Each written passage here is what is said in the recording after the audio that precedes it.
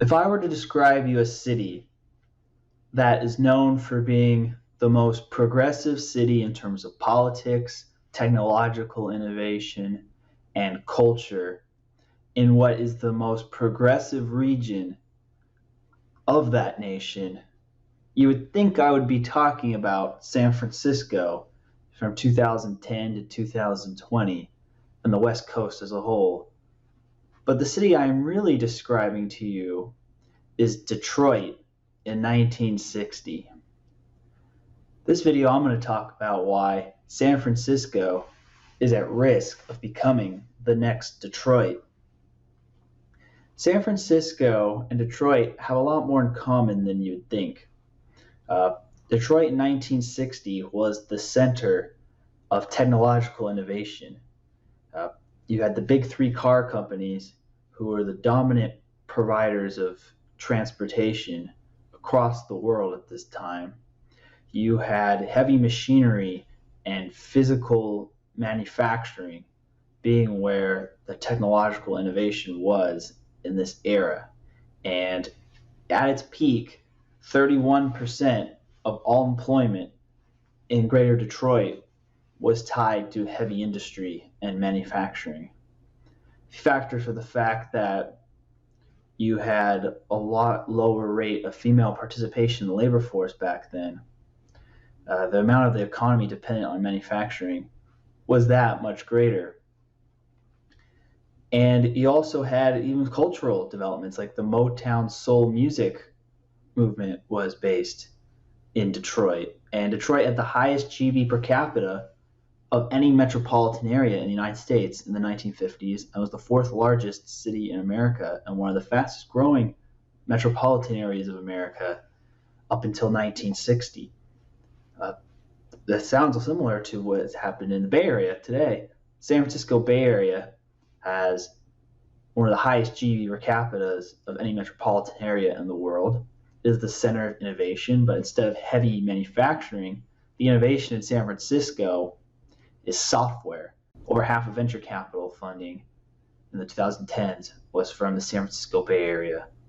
And 20% of jobs in the Bay Area, at its peak was a little over 22%, were directly tied to software engineering. And if you count jobs that are affiliated with companies that are involved with their primary role as software, that number gets closer to about 40%. These numbers were higher than the peak in the 2000 tech bust. So as you can see, both cities were known for being the centers of technological innovation and very heavily dependent on one core industry, with Detroit being, of course, heavy machinery and automobiles, whereas the Bay Area is primarily driven by software. They both also historically have been the leaders of left-wing and progressive politics in the United States, with Detroit being the locus of the union, the big labor movement, which was the big driver of the Democratic Party in those days, whereas San Francisco today is the head of the woke, social liberal, progressive causes that are heavily espoused by social media and technology companies. So why do I think that San Francisco, other than these historical similarities, is going to be at the same fate as Detroit? Like, you'd think the reason why Detroit failed was because people moved out because of the big three moving all their factories either to less unionized parts of the United States, Mexico, or further overseas. And the removal of those factories thus removed the employment and caused mass migration out of Detroit. And Detroit has lost over half of its population since 1960, and has shrunk from the fourth largest metropolitan area to the 20th largest metropolitan area. I think San Francisco is at risk of the same thing because, like what happened with physical manufacturing due to the previous round of globalization, you were going to have the next round of globalization be the globalization of high-skilled labor. And high-skilled labor can move a lot faster than low-skilled labor. Employers are wisening up to the fact, especially thanks to the pandemic, that you can pay software engineers and tech people a lot less if they do not live in the expensive West Coast cities that is the center of the industry now. This gets even more extreme as you go outside of US borders. Like an example, a UX designer can work for 40% less than in London than one does in San Francisco on the same level of skills and experience.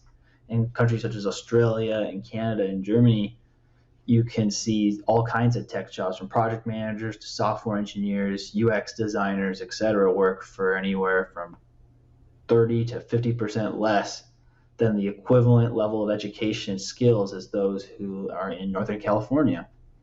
And even within the United States, there are huge discounts in salaries for people to be in other cities all across America's heartland, particularly in Texas and the Southeast. And I think the tech companies have started to respond, and the pandemic has proven that this concept can actually work. We had over a year of work remote, and these tech companies were able to function. And so you should expect it's like the big three moved its factories, physical capital overseas. The big four in tech will move its human capital to cheaper locales. And I think that the labor will benefit from this because people will either want to have their money go farther, or they'll hire people who previously didn't have such relatively high paying jobs locally that are now available thanks to remote work, even if these original tech workers do not choose to move. So instead of having physical capital move, it'll be human capital move. And it's a lot easier to move a team of software engineers from San Francisco to Austin. You just rent out some office space if you even need it and buy a few plane tickets, or just hire people there, versus having to shut down and reconstruct a whole factory from scratch.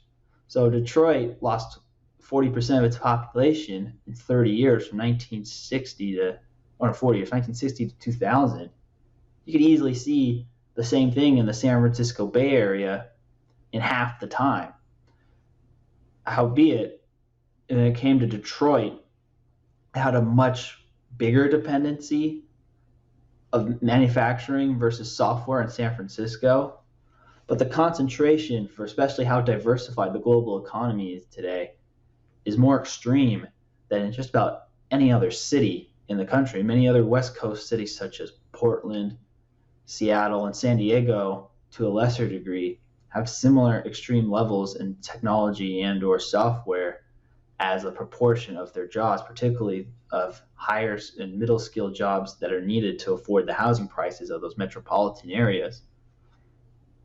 So that is why I think San Francisco is at risk of being the next Detroit. The combination of work remote being proven viable and the availability and the opportunity to move these labor forces to cheaper cost of living places is going to be too tempting to ignore. And was the reason why Detroit had to do it instead of just making the labor force more competitive locally was because unions who dominated the Rust Belt kept wages higher than what the market would bear. Or instead of unions keeping wages artificially high, you have environmental regulations and or zoning laws that keep housing prices artificially high, which have effectively the same level of consequence to the wage curve as the unions did in the Midwest. And so people are not going to work in a city if their salary is less than the rent or the mortgage payment. And so that's what's going to drive the movement out. So you got the same thing. You have a combination of regulation keeping labor costs too high locally, and the opportunity to go to places where labor costs are far more competitive, and people will move out. And given, again, how strong the machine was in Detroit and how powerful the union-dominated progressive politics, it took a long time for Michigan and local authorities to adjust to becoming more competitive. And you can say the same thing about how landslide these same forces are in Northern California. It'll take probably a generation or two for the region to adjust to become more economically competitive on that front. So you have that in common too. I'm not saying this is a certainty or a guaranteed outcome, but just think about it. You see, can connect the dots. The Bay Area and broader the West Coast really has the risk of becoming the next Rust Belt. Let me know what you think. If you disagree or agree, feel free to comment, like, and subscribe. And I hope to join you for these next one of these video essays.